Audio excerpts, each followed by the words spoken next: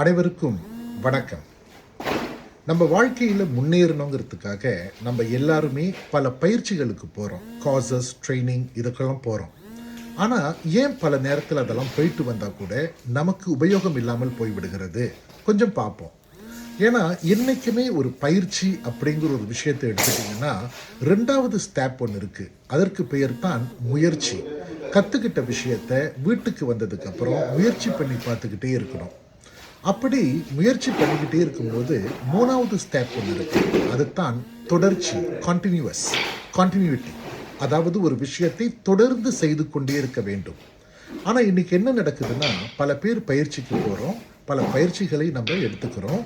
ஆனால் அதுக்கப்புறம் முயற்சியும் இல்லை, தொடர்ச்சியும் இல்லை.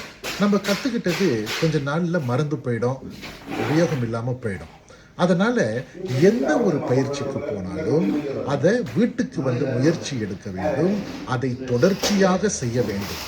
பயிற்சி, முயற்சி, தொடர்ச்சி, இந்த 3 ஸ்டெப்பை நம்ம ஃபாலோ பண்ணால் தான் நம்ம எந்த காசஸ்க்கு போனாலும் எந்த ட்ரைனிங் எடுத்துக்கிட்டாலும் அது கடைசி வரை நமக்கு உபயோகமாக இருக்கும். இல்லைன்னா கொஞ்ச நாளைக்கு அப்புறம் மறந்து போயிடும். ஞாபகம் வச்சுக்கோங்க, பயிற்சி, முயற்சி, தொடர்ச்சி.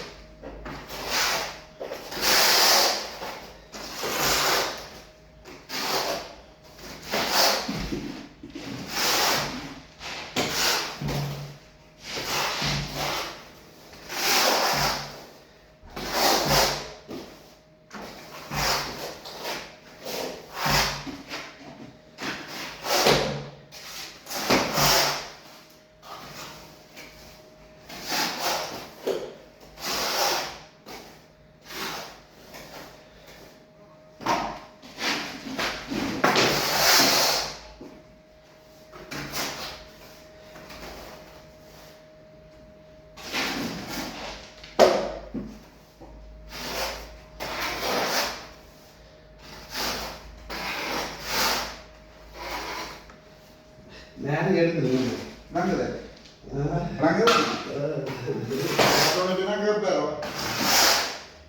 இது செய்யறாங்க இந்த வேலை கண்ணே. அதான் நான் வாங்கிக்கிறேன். அதான் நான் வாங்கிக்கிறேன். சுரேஷ் தான் வாங்கிக்கிறேன். சுரேஷ் தெரியும்.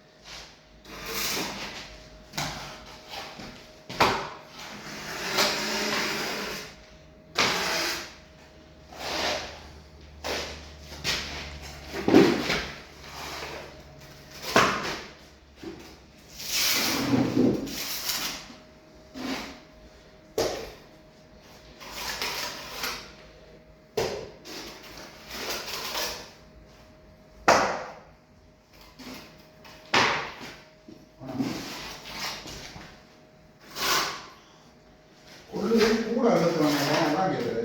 கூட இல்லை மொட்டை பழத்தை எழுதுங்க.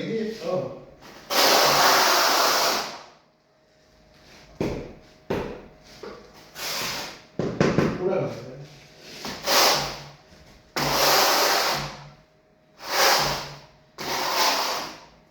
ஒண்ணா